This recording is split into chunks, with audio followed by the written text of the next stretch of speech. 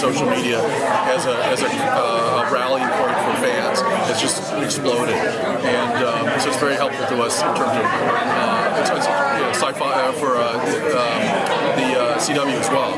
They're so into kind of using the social media as a rallying point for the series. So has the emergence of like Twitter and Facebook and everything, has it changed the concept of the show at all, or it's still basically? All it is heightened the experience of the show.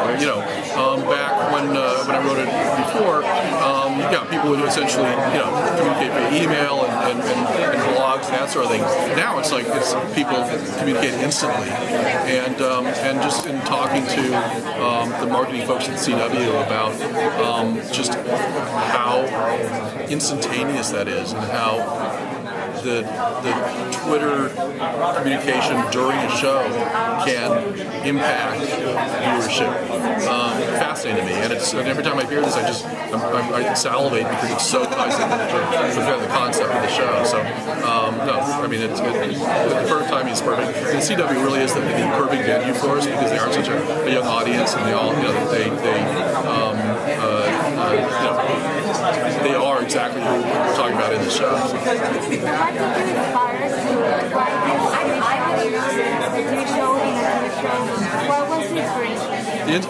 The inspiration was, as writers, we're always trying to connect with the audience on a visceral level, and we usually do that through drama, through emotion, through humor.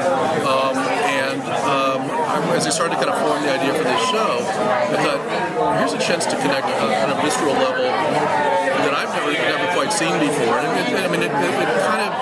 There are films like Paranormal Activity and things like that are kind of found footage, which kind of create that sense of, am I seeing, Blair Witch, am I seeing it's real and not real? But nobody ever really kind of accomplished that in television.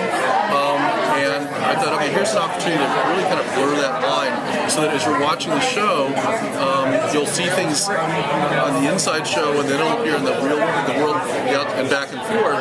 And the intent is really to kind of create for you, the audience watching at home, the sense that I'm not really in control of my viewing experience like I am in normal shows.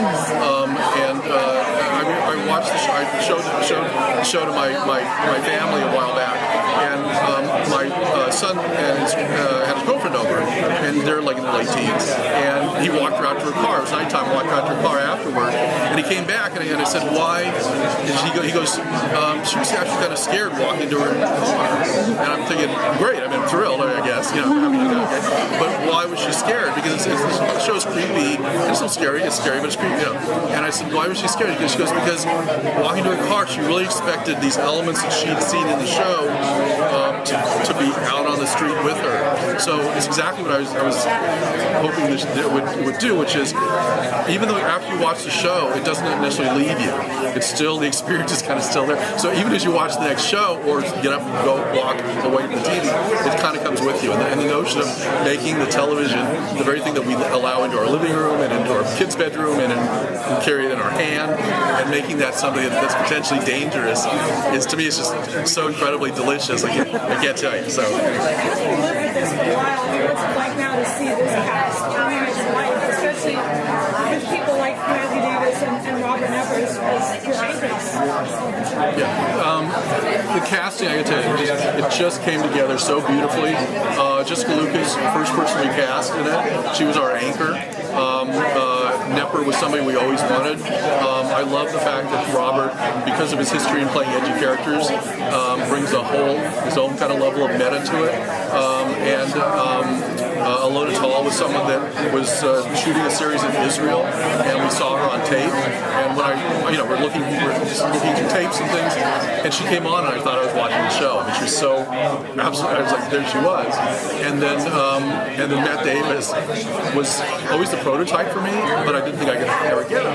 So I kept saying, who's the Matt Davis type person? Then we heard from the CW that he was going to be available, and I was like excited. And my daughter, who's like a huge Vampire Diaries fan, so I call her, and I'm thinking, it's like, guess who I got to play, the lead in Matt Davis, and it was hilarious because she goes, you got Matt Davis, and then he's leaving Vampire Diaries. It was hilarious. I was like, so the first whatever brickbats I will take for having stolen Matt away from Vampire Diaries, I got it in full force, in my own house, like, right off the bat.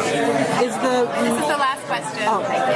Is the kind of intensely meta and purposely confusing nature of the series, how is that? And also, it's very dark. So how is that, as a writer, be in that space for all that time? It's to me, I find it fun.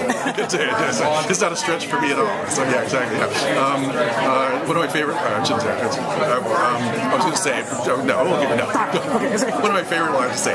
One of my favorite lines in the Avengers is when they're talking about the Hulk, and like, how can you? He goes, no. The secret is I'm angry all the time. Yeah, so exactly. So I'm just. This is not the big of a reach for me. Sadly. Okay. Thank you all very much.